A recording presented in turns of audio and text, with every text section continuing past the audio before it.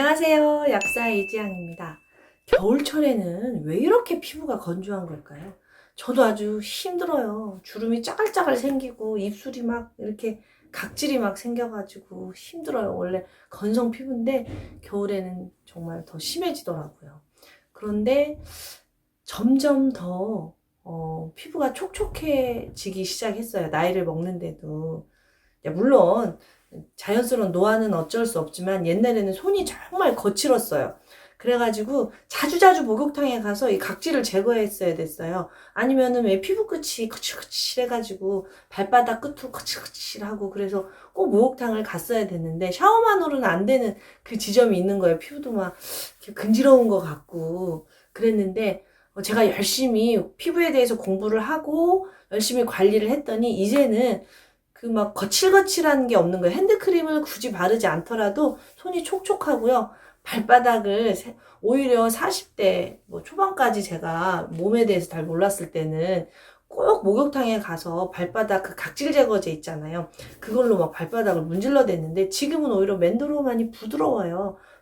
그 부드럽게 하는 크림 안 바르는데도 여러분들께 그 이유를 한번 설명해 드리려고요.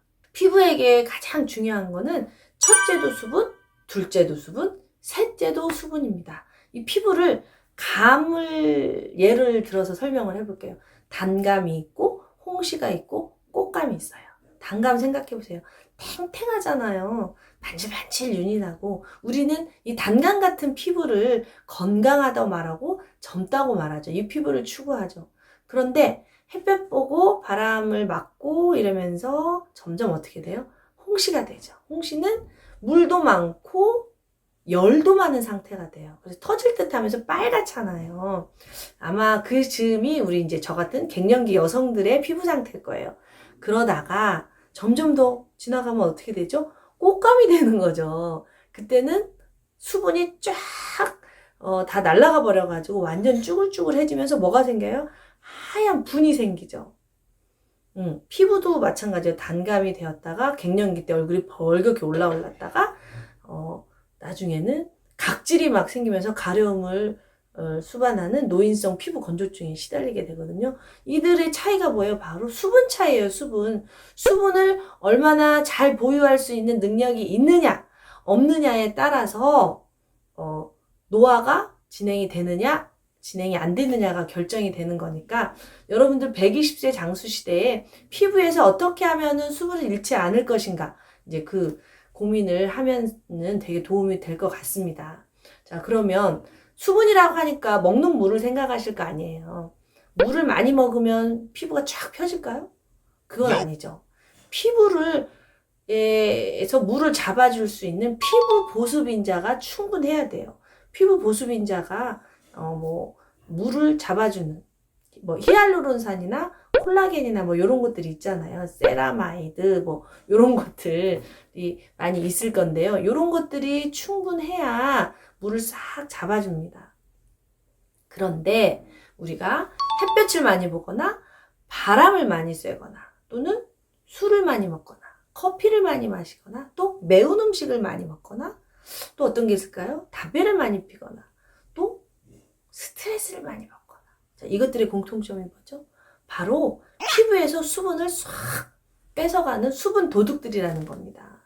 그런데 햇볕은 여름에 강하잖아요. 그런데 왜 여름에는 그렇게 피부 가려움을 모르는데 겨울에 그렇게 피부가 가렵죠? 피부 건조증 환자가 겨울에 훨씬 늘어나는 거예요. 왜 그럴까요? 바로 땀 때문이에요. 여름에는 땀이 나잖아요. 이 땀이라고 하면 우리는 좀 뭐 액취증이나 뭐 겨드랑이 뭐 이렇게 우리가 뭐 이렇게 땀 많이 나면 막 좀 부끄러워하고 냄새 나고 막 이래서 좀 땀은 안 좋다 이런 좀 선입견이 있는데 땀이 우리 몸에서 굉장히 중요한 역할을 해요. 어떤 역할을 하냐면 땀이 보습을 해요. 땀이 나는 여름에는 피부에 수분이 가득하기 때문에 가렵지가 않은 거예요. 그리고 땀이 항균 작용도 있어요. 그래서 세균이나 바이러스로도 보호하는 기능도 있어요. 근데 겨울에는 땀이 안 나니까. 그러니까 겨울에 피부가 건조한 사람들은 평소에 땀이 좀 없는 사람들이 피부 건조증에 걸릴 확률이 높겠죠. 그래서 겨울에는 땀이 안 나기 때문에 이 과도한 난방기구가 이렇게 틀어져 있는 사무실에서 근무를 하다 보면 피부가 좀 쩍쩍 갈라지고 가렵고 과민 반응이 일어나다가 결국에는 피부 보습인자가 파괴가 되기 시작합니다. 열을 피부가 수분을 뺏기게 되면은요. 아까 말씀드린 그 모든 것들이 피부를 열받게 해가지고 피부에서 수분을 뺏어가는데 피부에 수분이 빠져나가는 거는 피부로서는 굉장히 큰 스트레스예요. 왜냐하면 우리 몸의 70%는 물이잖아요. 그럼 피부 역시도 물이 많아야 충분히 자유롭게 생명활동을 할 수 있는데 이렇게 과도한 겨울철에 난방으로 땀은 안 나고 수분이 싹 사라지면은 피부가 위기를 느껴요. 아이, 큰일 났다. 이 물을 어디서 보충을 해야 내가 살 수 있을 텐데 어떡하지? 하면은 그 피부와 피부 사이에 있는 피부 보습인자, 특히 콜라겐, 이 콜라겐을 분해해버리는 효소가 나옵니다. 이 단백질을 분해하는 효소가 나와서 그 콜라겐이 잡고 있는 물을 세포가 갖다 쓰게 됩니다. 그러면서 뭐가 생기죠? 콜라겐이 끊어지면서 주름이 생기는 거예요. 그것뿐이 아니라요. 피부가 수분을 잃지 않기 위해서 각질을 두껍게 만들어 버립니다. 그래서 햇볕 많이 보고 바람 많이 쐰 그 농부들의 피부를 보면 어때요? 주름이 깊게 펴 있고 각질이 두껍잖아요. 바로 이런 이유로 피부가 노화가 빨리 진행이 됩니다. 그럼 어떻게 해야 될까요? 네, 첫 번째로 피부 보습인자를 충분하게 만들어주는 겁니다. 피부를 보습하는 여러 가지 인자들 중에는 제일 중요한 게 단백질이더라고요. 단백질이 충분해야 단백질 중에 친수성 아미노산이 피부 진피세포를 이렇게 구성을 하면서 물을 꽉 잡아줘요. 콜라겐이 피부 진피세포에 많잖아요. 그럼 물을 꽉 잡아주기 때문에 피부가 스트레스를 덜 받아요. 그래서 단백질을 꼭 챙겨 먹고 여유가 되시면 콜라겐이라는 제품을 사서 드셔도 좋은데 이 콜라겐은 흡수가 사실은 안 돼요. 그러니까 콜라겐이라는 제품을 드셔도 콜라겐 자체로 흡수가 되는 건 아니고 우리 몸의 효소에 의해서 다 잘라져 가지고 아미노산으로 흡수가 된 다음에 몸속에서 콜라겐으로 다시 재합성이 되는 겁니다. 그래서 저는 콜라겐을 꼭 좀 챙겨 먹는 편입니다. 콜라겐도 드시고요. 또 하나 좋은 지방을 챙겨 드시는 것도 굉장히 중요해요. 왜냐하면 증발하지 못하게 막을 형성해 주는 게 바로 지방이기 때문이에요.